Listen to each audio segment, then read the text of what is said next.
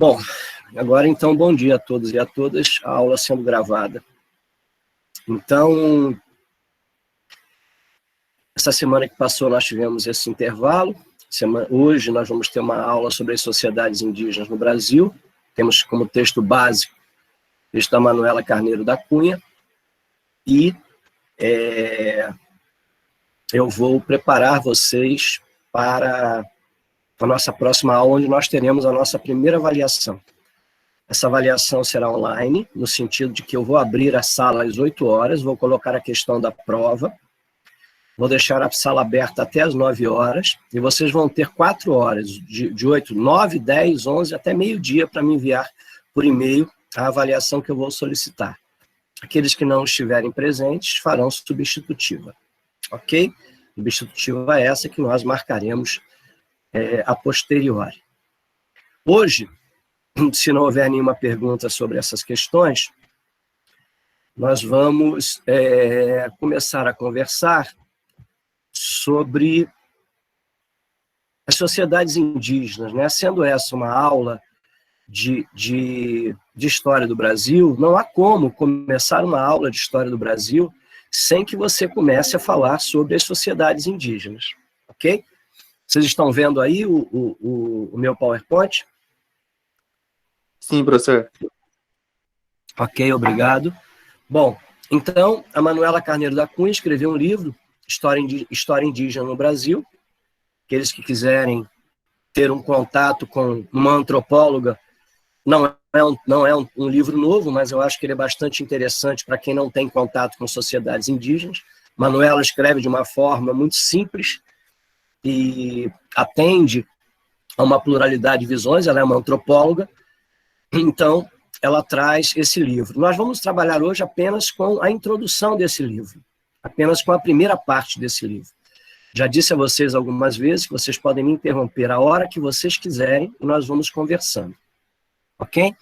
Bom, eu já havia falado com vocês na aula passada que a ideia da pessoa humana americana, né, para tirar essa visão de homem americano e trabalhar com uma visão mais plural, a ideia de pessoa humana americana, ela é de milhares de anos atrás e ela tem muitas teorias.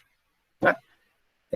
Teorias de que a pessoa humana veio pelo Estreito de Bering, veio pelo Oceano Pacífico, veio pelo Oceano Atlântico, pode ter chegado há tantos mil anos, a presença na América do Sul tem no mínimo 8.000 anos, o que demonstra que há uma presença muito antiga dessas sociedades no Brasil. Falei sobre isso na nossa última aula.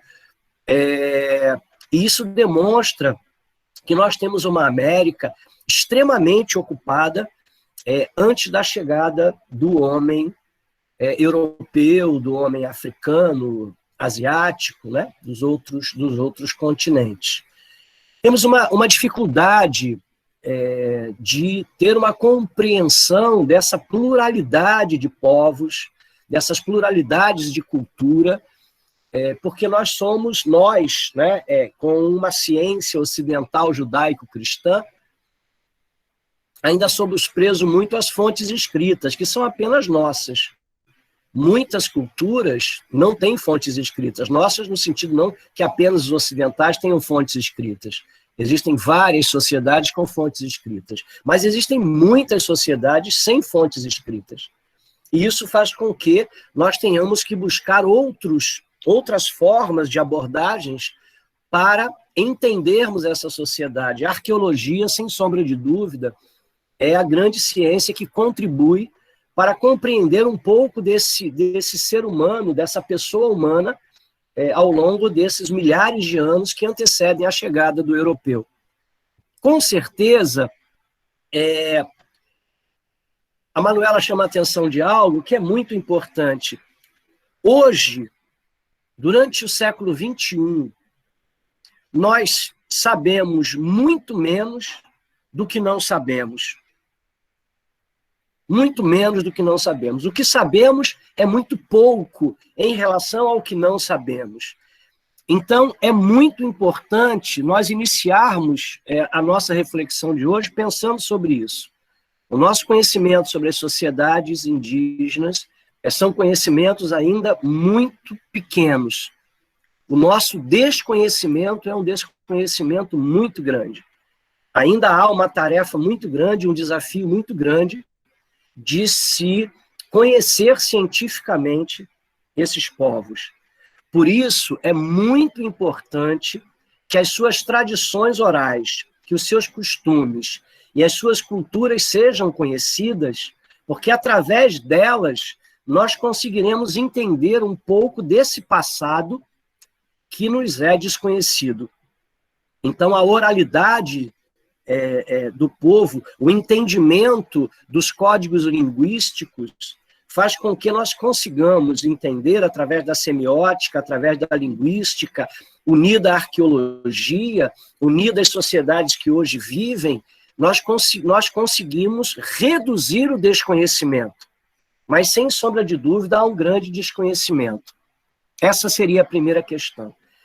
A segunda questão é essa ideia, que é uma ideia muito ocidental. Van Hagen fala sobre isso no livro História do Brasil, que ele escreve no século XIX, que povos que não têm escrita, não têm história, só tem etnografia, ou seja, só é possível olhar o que eles vivem naquele momento.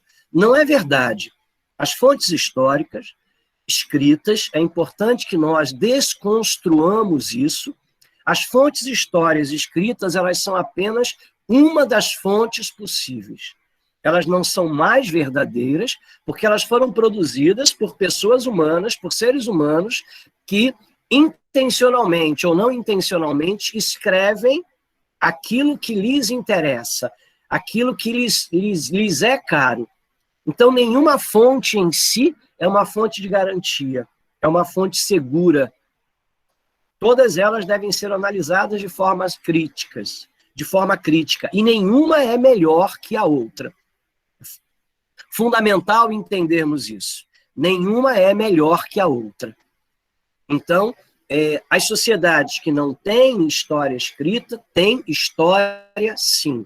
E essa história pode ser composta através desses outros conjuntos de ciências, aos quais eu citei aqui alguns deles. Então, vamos, enquanto segundo elemento da aula de hoje, registrarmos isso.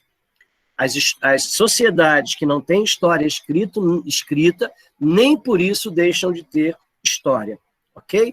Esse é um mito que nós temos, um mito que nós temos no que diz respeito à história, essa ideia de que as sociedades, elas são sociedades sem história, né?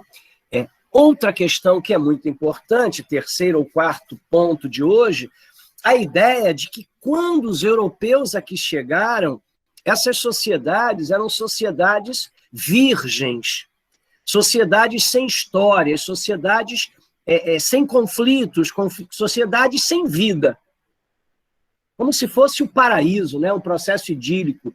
Tanto que a palavra mais usada ao longo dos séculos para definir a chegada do homem europeu à América é o descobrimento, a descoberta da América.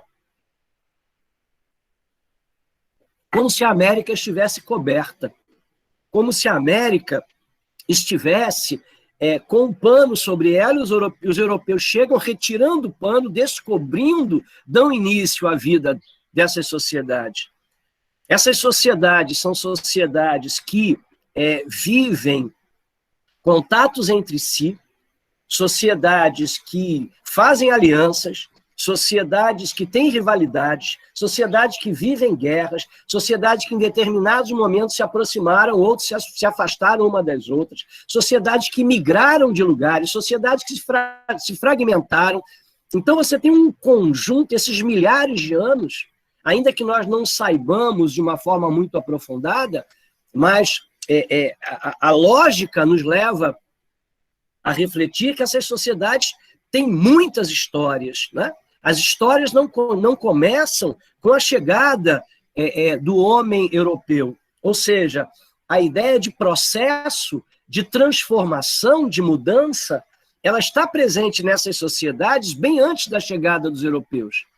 Assim, por exemplo, quando nós pensamos que a partir do marco de 1492 do europeu na América e 1500 do europeu no Brasil, nós temos que ter em mente, pensarmos criticamente que essa sociedade, ou essas sociedades, essas dezenas de centenas de sociedades que os europeus vão encontrar no continente americano, elas já não são em 1500 aquilo que elas eram em 1400, como não eram em 1300 e em 1200 e assim sucessivamente. Porque elas são sociedades históricas. E o que eu estou dizendo com isso? Eu estou dizendo que elas se modificam, que elas se transformam. Então não existe uma fossilização.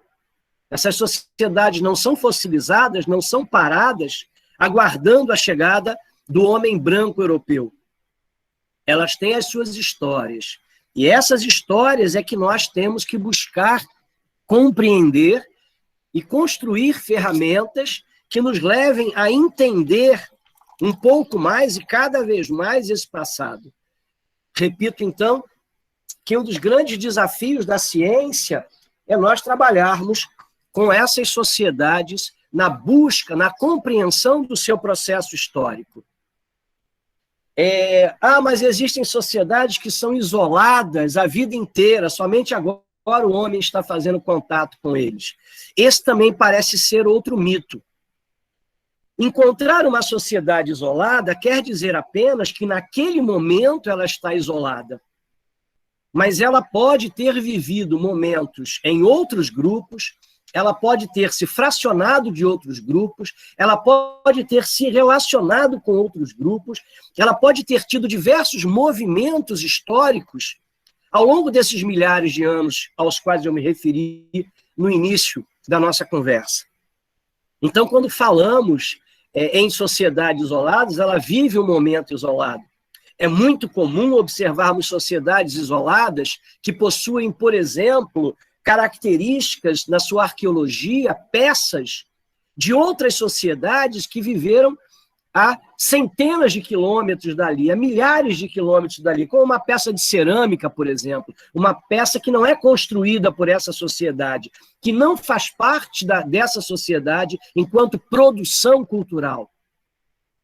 Então, o isolamento, ele faz parte daquela fotografia que nós estamos vendo, mas nós não sabemos se essa sociedade viveu o tempo inteiro isolado.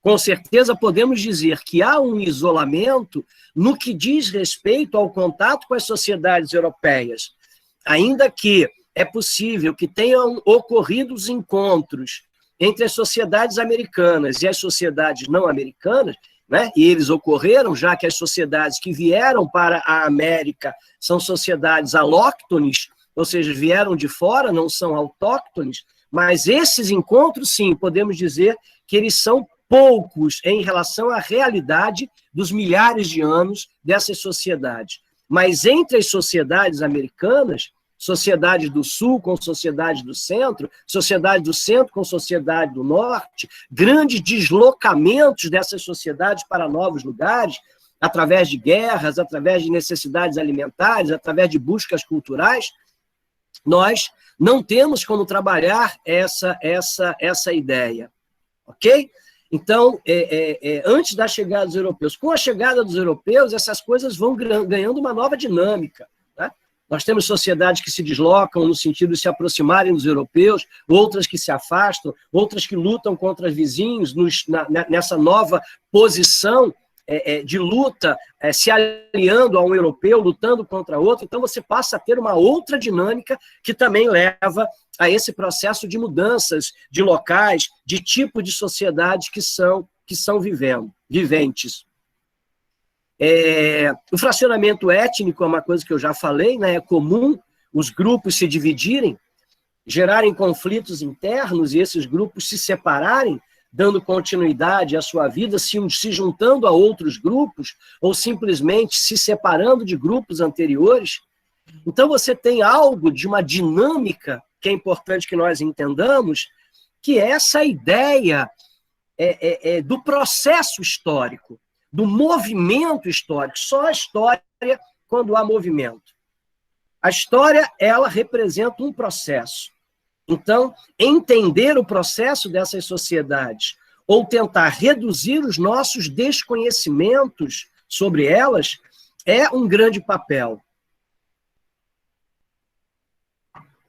Até aí tudo tranquilo? Alguém quer fazer alguma fala?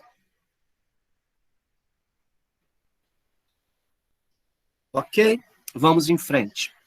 Bom, a chegada dos europeus. A chegada dos europeus, nós estudamos de uma forma clássica que um dos grandes problemas da chegada dos europeus é que eles trouxeram micro-organismos, vírus, bactérias, fungos, uma série de elementos em que a natureza, enquanto natureza no sentido geral, e enquanto natureza humana, não estavam acostumados na América. Então, nós vamos ter a chegada de um conjunto de micro-organismos em que a vida americana não construiu defesa. Anticorpos, de uma forma geral, pensando assim. E aí nós atribuímos que o que ocorre com a devastação das sociedades americanas é fruto de um elemento biológico. Alto lá. Tomemos muito cuidado, porque os fatores históricos, eles nos levam a entender melhor esse processo de dizimação das sociedades americanas no contato com os europeus. Não é algo simplesmente biológico. Essa dizimação, ela também tem a ver, e tem a ver muito, com relações econômicas, relações políticas, relações sociais, relações culturais entre os grupos americanos e os não americanos, e entre os grupos americanos em si, ok? Fiquemos atentos a isso para também desmistificarmos, desnaturalizarmos a ideia de que os vírus, de que os micro-organismos, mais que os vírus, foram os responsáveis biológicos, retirando do ser humano a sua sujeição histórica, que contribuiu muito mais para a dizimação do homem ou da pessoa americana, né? A gente tem que se acostumar a retirar essa ideia da palavra homem do nosso discurso, e da pessoa americana no sentido de compreendermos melhor esse processo. As sociedades indígenas hoje, elas são o resultado das suas relações internas, das suas relações com outras sociedades indígenas e das suas relações com as sociedades não indígenas. Mais uma vez, na ideia de desconstruir uma visão, nós temos que colocar as sociedades indígenas como sujeitas das suas histórias. O que você quer dizer com isso, Mário? Eu quero dizer que nós não podemos pensar que as sociedades são objetos, que os sujeitos são outros e que elas são apenas usadas, de que elas são apenas manipuladas, que elas não têm vontades, que elas não têm saberes, que elas não têm escolhas. Não há dúvida que as escolhas das sociedades indígenas trouxeram mais prejuízos para elas do que benefícios. Eu não tenho dúvidas em relação a isso. Não tenho mesmo, e creio que ninguém tem dúvidas em relação a isso. Mas dizer que elas não realizaram escolhas, aí nós estamos falando de uma outra coisa, ok? Aí nós estamos falando de uma outra coisa. Então, é importante nós termos a consciência de que tanto as sociedades americanas quanto as sociedades africanas ou outras sociedades consideradas de menor capacidade, isso é uma inverdade. Nós não estaremos ajudando a essas sociedades, transformando-as em vítimas. Ok? Não estaremos ajudando essas sociedades. Essas sociedades, elas realizaram escolhas desde a chegada do europeu, a quem se aliar ou contra quem lutar. Isso ocorre antes da chegada dos europeus e continuará ocorrendo depois.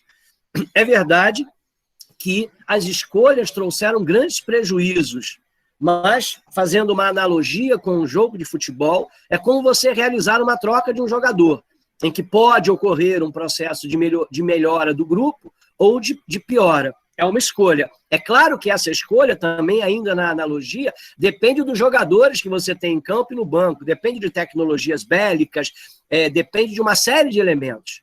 Mas não vejamos essas sociedades como objetos da história.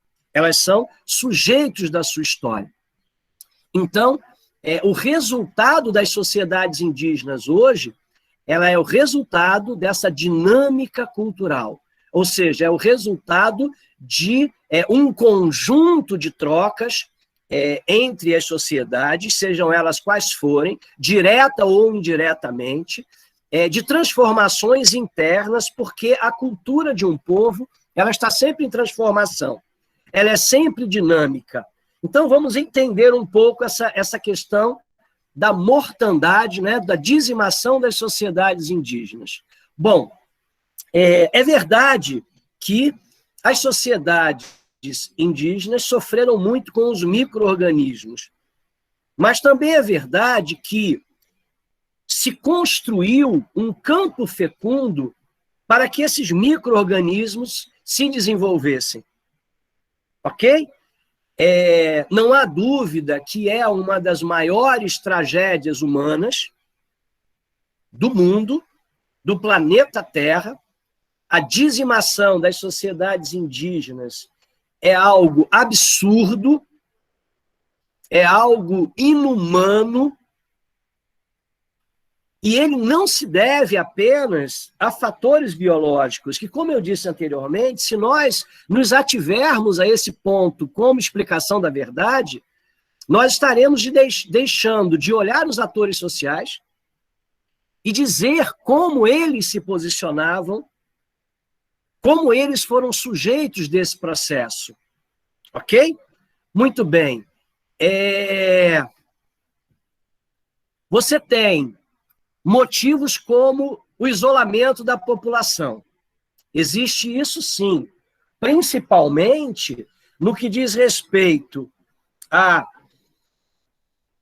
isolamento dos não-europeus até a chegada desses europeus. Mas, como eu disse anteriormente, como aponta o quadro que eu apresento agora, ele não é suficiente para explicar a mortandade dessas sociedades.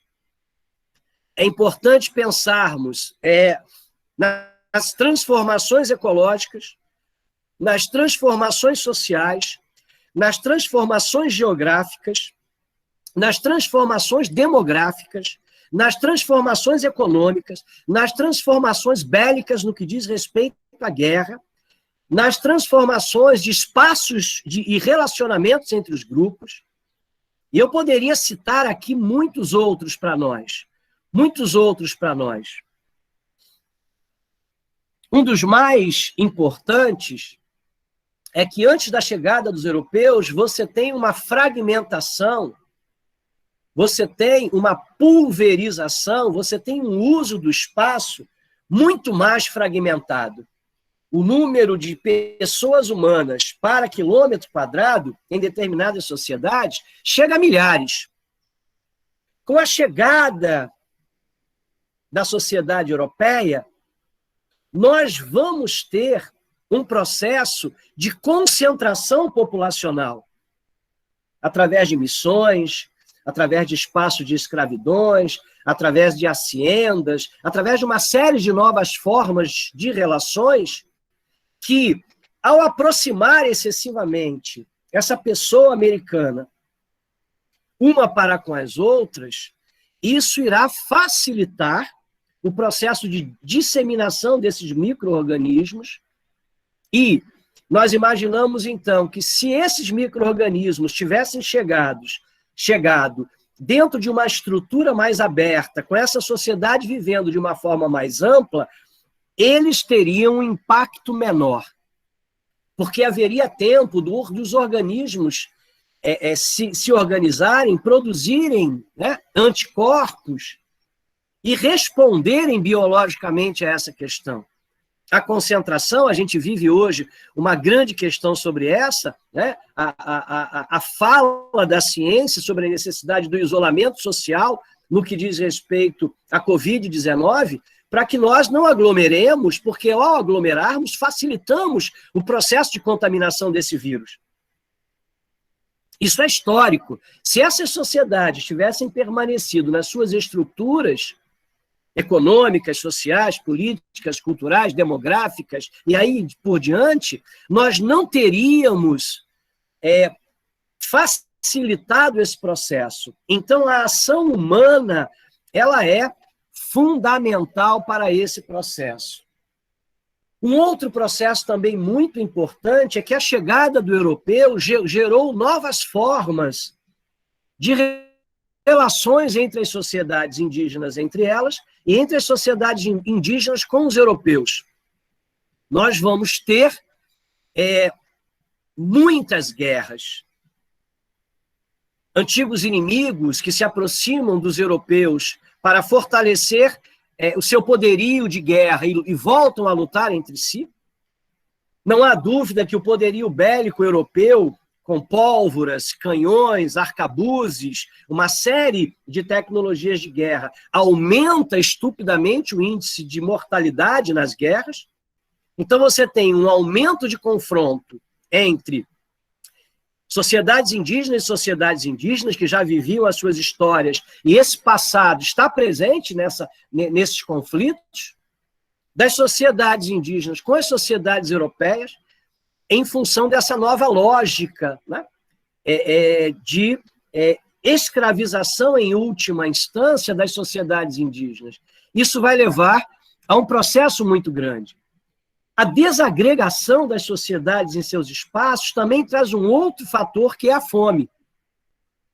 Por isso que hoje em dia, quando as pessoas dizem assim, vamos tirar as sociedades indígenas que estão no centro-oeste, vamos levá-las para o norte.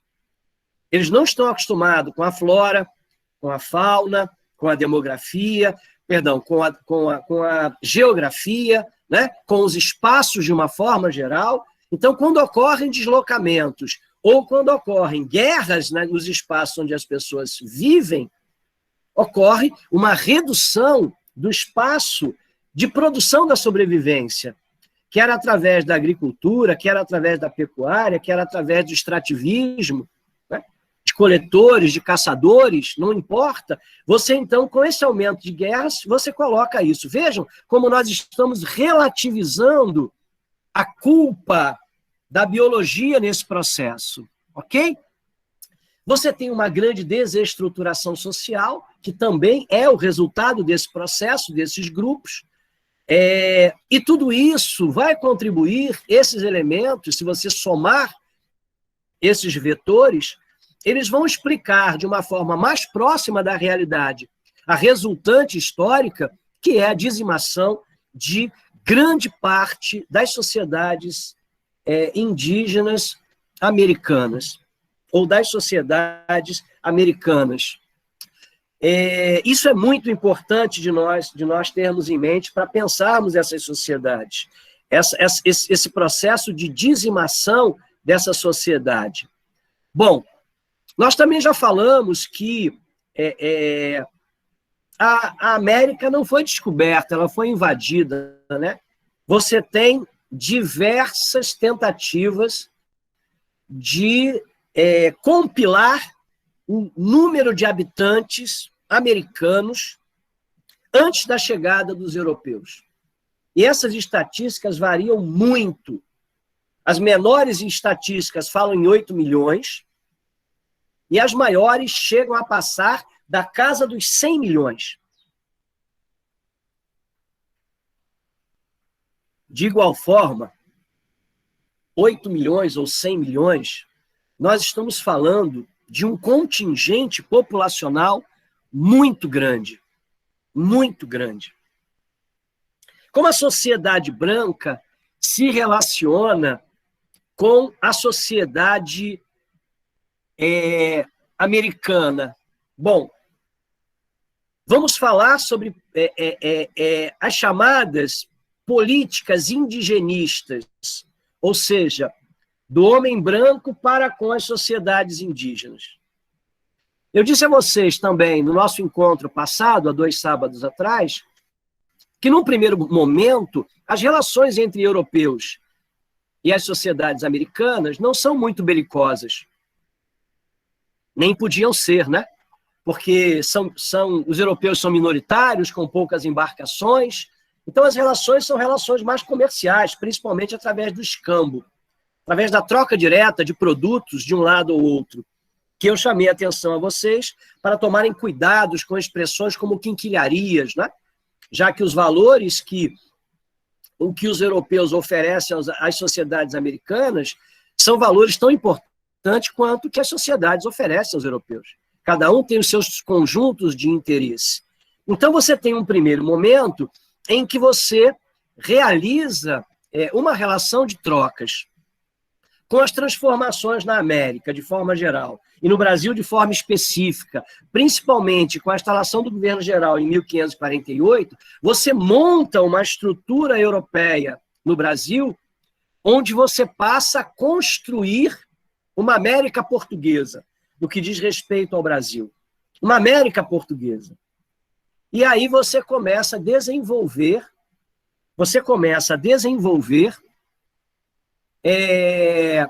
um processo de rivalidades, mas também de alianças. Dos europeus para com as sociedades indígenas, das sociedades indígenas para com os europeus e das sociedades indígenas entre si. Né? Aliados e inimigos. Alianças e amizades. Você começa a desenvolver uma série de tratados nesse sentido. Daí, eu vou deixar para vocês, como atividade da aula de hoje, para vocês me entregarem ao final, que vocês deem uma lida nesse artigo que eu tenho escrito sobre as alianças ocorridas entre negros e sociedades indígenas. Vocês colocando na internet, depois eu vou colocar o link lá no Moodle, na aula de hoje, para vocês fazerem um ou dois parágrafos sobre esse artigo, para que nós entendamos o papel das sociedades indígenas, e aqui nós temos muitos alunos de relações internacionais, entendermos que sociedades africanas e descendentes e sociedades indígenas, e misturadas, elas se misturam muito, elas contribuíram para a formação das nossas fronteiras atuais. E aí eu falo sobre mochos e chiquitos, em que eu estou fazendo uma discussão sobre essa fronteira oeste, onde ali nós vamos ter os tratados como Ildefonso, Badajoz, né? Esses tratados que definem a nossa fronteira oeste. Então, eu vou deixar essa tarefa para vocês, como mais uma das tarefas que nós estamos aí organizando para quando eu pedir a vocês. Bom, não dá para falar de colonização sem falar de Igreja Católica. A Igreja Católica tem um grande papel nesse processo de relações entre as sociedades europeias e as sociedades indígenas. Mas, mais uma vez, nós temos que desconstruir a ideia de que a Igreja agia de uma forma única. Eu vou sugerir a vocês um filme, não é novo, com Robert De Niro e o Jeremy Irons, chamado A Missão. Esse filme tem uma trilha sonora maravilhosa, só a trilha sonora já vale o filme. E é um filme que demonstra como a igreja ela é uma igreja plural, como as diversas instituições dentro da Igreja Católica podem se posicionar de formas diferenciadas e mesmo conflituosas entre si. Então, essas presenças são presenças que devem ser vistas de formas plurais. A igreja não se posiciona de forma única. Existem grupos que têm interesses mais humanitários, grupos com interesses mais econômicos, e esses elementos se mesclam entre si. Vamos retirar essa ideia de que a pessoa religiosa ela é uma pessoa melhor do que a outra. Vejo muito isso quando as pessoas escrevem seus TCCs, as suas monografias, dissertações e teses, de que caem nesse falso cognato de que a pessoa que passa a viver religiosamente ela tem que ser melhor que outra. Nós, enquanto cientistas humanos, ou simplesmente enquanto cientistas ou pessoas humanas, creio eu que nós tenhamos que ter uma dimensão que são apenas pessoas. Da mesma forma que aquelas que estão no Rotary, daquelas que estão jogando tênis num clube, vivem em associações. As religiões são associações. E essas associações não fazem de ninguém pessoas melhores ou piores. Temos também que desconstruir essa ideia de que as religiões elas são boas ou são ruins, e que a Igreja Católica foi o demônio ou foi o anjo, já que ela é muito plural. Não podemos olhar a religião em si, ou as religiões específicas em si, como uma coisa única, como uma coisa monolítica. Ok? Bom, a política indígena, né? Como se dá essa política indígena? Ou seja, a política indígena, é a política que se separa a ideia de política indígena da política do branco para com o indígena. E a política indigenista, como os indígenas se relacionam com os brancos. Então, a política indígena ela é uma política que ela é voltada para... o branco constrói a política para se relacionar com o indígena. Já na República Brasileira, nós vamos ter o primeiro órgão, que é o Serviço de Proteção ao Índio, em 1910. Esse órgão é um órgão que atende muito às necessidades dos donos do poder. Nesse momento já temos uma elite republicana, principalmente as elites interioranas, que eu chamei a atenção de vocês, que elas são muito importantes. Não se pode analisar o Brasil sem pensar esse Brasil profundo, esse Brasil rural, esse Brasil não urbano, esse Brasil com uma cultura diferente das culturas das metrópoles. Isso é fundamental. Os donos do poder não estão em São Paulo, não estão em Brasília, não estão em Porto Alegre. É importante olharmos esse interior do Brasil para que percebamos o poder dessas elites, historicamente, né, como foi chamado na década de 20, na década de 30, coronelismo, como o livro Coronelismo, Inchado e Voto, de João Vitor Leal, se não me falha a memória, mas é Leal, colocarem coronelismo, Inchado e Voto, Leal, vocês vão encontrar essa ideia dessa estrutura coronelística brasileira que se mantém até hoje. Em 1967, durante a chamada ditadura civil-militar, eu disse a vocês na aula passada que eu não gosto dessa ideia de chamar a ditadura de militar, porque exime os civis da sua participação e não contribui em nada para pensarmos o papel dos militares.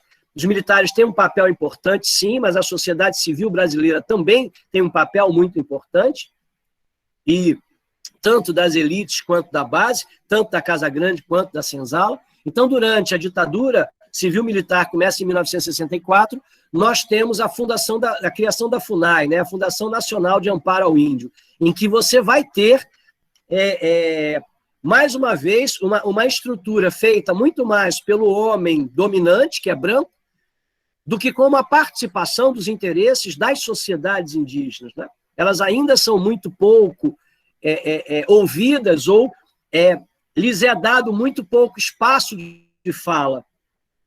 É um processo histórico em que nós acreditamos que os indígenas precisam ser tutelados, precisam de pessoas que falem por eles. Vejo isso, inclusive, entre antropólogos. Eu costumo dizer que indígenas, negros, mulheres, LGBTs, não precisam de voz.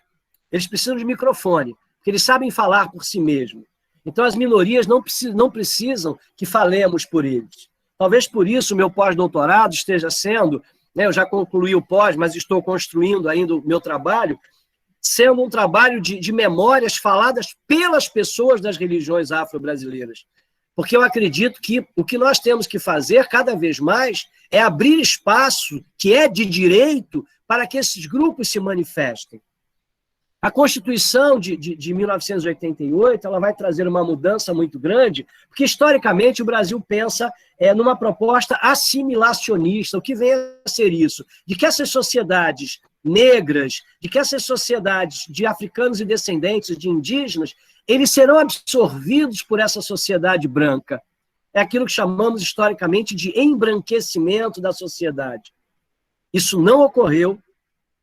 O poder cultural dessas sociedades é tão grande, é tão forte, que eles sobreviveram a essas tentativas e são marcas importantes, são partes importantes do entendimento da nossa sociedade brasileira.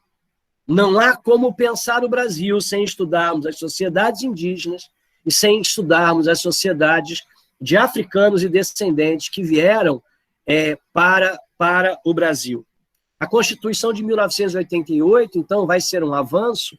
A Constituição de 1988 ela tem muitos avanços. Infelizmente, muitos avanços desses permaneceram no campo teórico, porque houve de forma consciente ou inconsciente, através dos constituintes, né? Foram deixadas em abertas leis complementares que não foram discutidas. Por exemplo, conceito de latifúndio não é algo dado de forma clara na Constituição, o que dificulta todo o processo jurídico por exemplo, identificar o que é um latifúndio para colocar a lei em funcionamento. Então, há muitas artimanhas jurídicas, há muitas artimanhas nas leis, inconsciente ou conscientemente construída por essa elite que está no poder, já que os nossos poderes legislativos, legislativo, executivo e judiciário ainda são majoritariamente ocupados pela Casa Grande, pelas elites do poder. Então, mas há um avanço na Constituição de 88, é chamada de Constituição Cidadã, em que os direitos das sociedades indígenas, pelo menos, sofrem reflexões, sofrem avanços. E aí eu digo sempre isso, não vamos jogar a Constituição de 88 fora, vamos fazê-la avançar. Não vamos jogar a ONU com seus problemas fora, vamos fazê-la avançar. Vamos fazer com que as instituições, os organismos, as legislações que foram obtidas com muito sacrifício e com fortes pressões das sociedades indígenas, das sociedades negras e das outras minorias, não vamos jogar fora, como eu já disse para vocês em aula anterior, não vamos jogar a água suja da bacia junto com a criança. Vamos tentar trabalhar de melhorar aquilo que temos e não começarmos tudo do zero, porque há muito que foi construído e eu acho que merece ser levado em conta. Aí, a ideia do que nós colocamos sobre vítimas e sujeitos, né? Temos que tomar cuidado com isso. Ser vítima é uma coisa, ser sujeito é outra coisa, você perder um conflito é uma coisa, você ser dizimado é uma coisa, e você não ter participado das escolhas que levaram à dizimação, à vitimização, é uma outra questão. Então, nós não podemos deixar de ver as sociedades indígenas como sujeitas de suas próprias histórias, das suas próprias histórias. Isso é fundamental. Aqui, a autora traz um exemplo entre tamoios tupiniquins, né?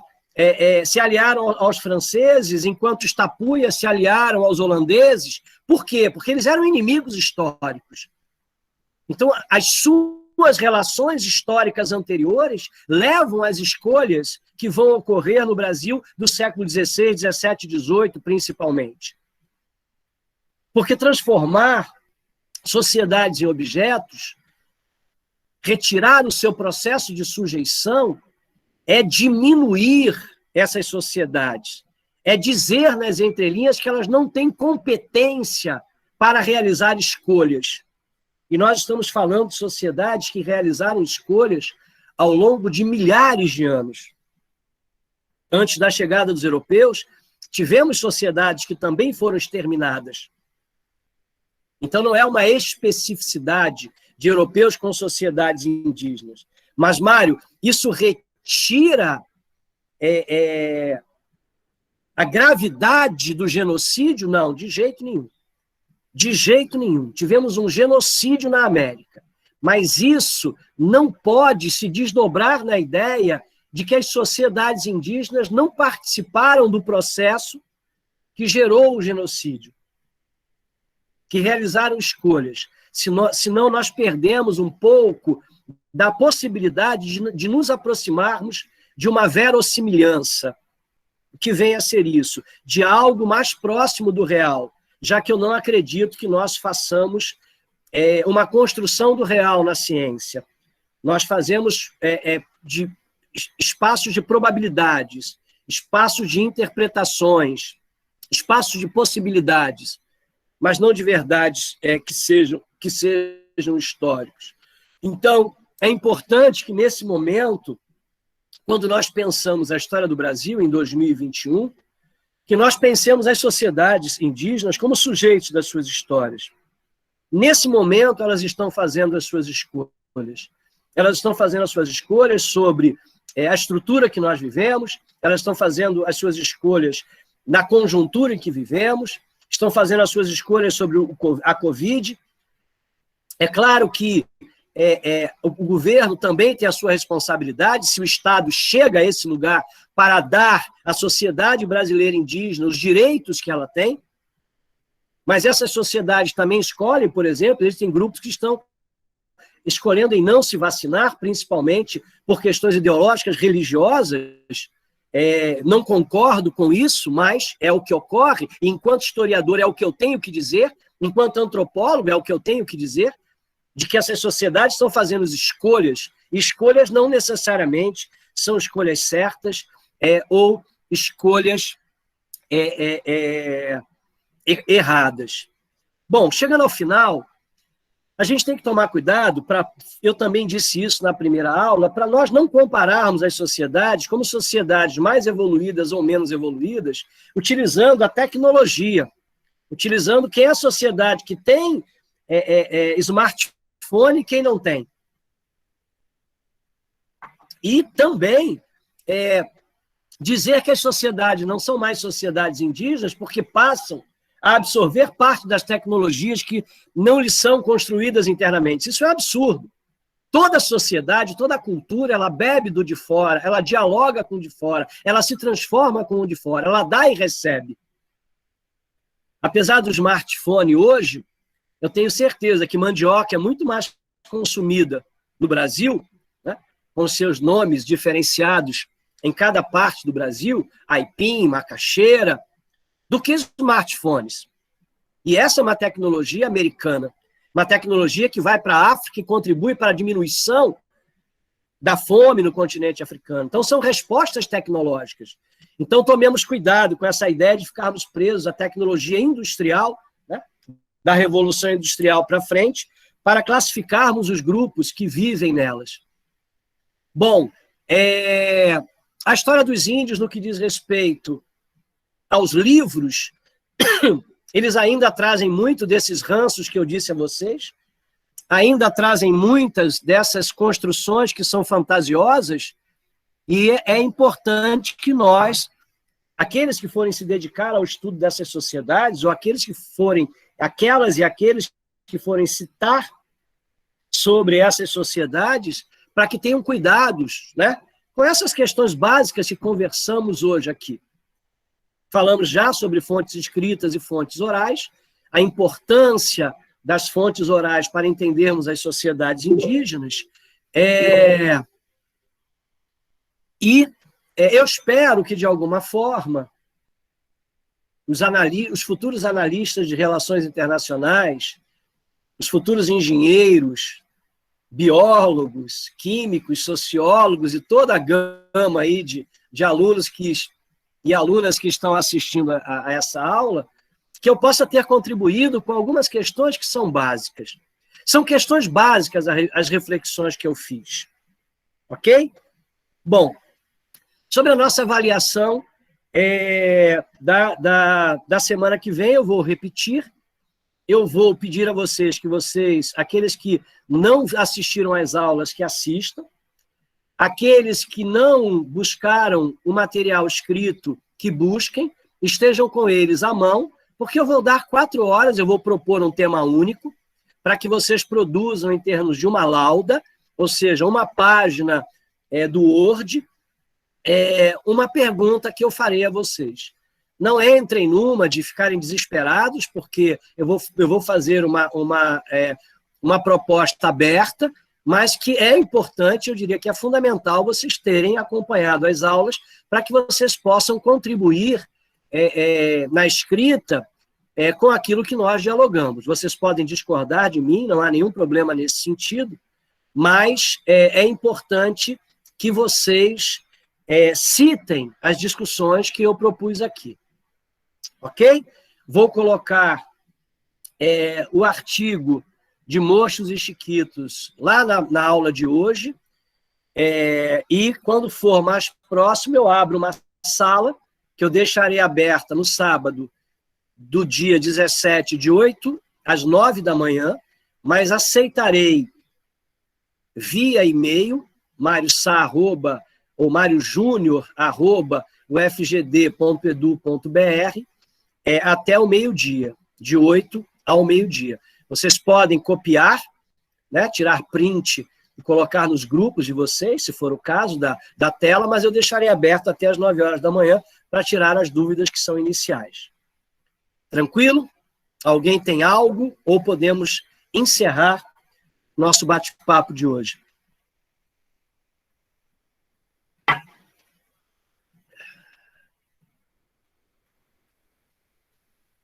Não? Ok? Então eu vou interromper a gravação, finalizando a nossa aula de hoje, desejando a vocês um sábado e um domingo de muita luz, de muita paz, de muito amor. Mais uma vez, saiam desse discurso do ódio, né? Hoje eu botei, todo dia eu escrevo bom dia na minha publicação, no capo da minha publicação. Hoje eu escrevi bora amar. Bora amar, velho. Amar é muito bom. Chega de ódio, né? Vamos conversar sim, vamos lutar pelos nossos direitos sim, mas vamos reservar um espaço para o amor, ok? Fiquem bem. Uma excelente semana para todos vocês, para os seus familiares, amigos e amigas. Fiquem bem. Um beijo na aula. Tchau. Tchau, professor.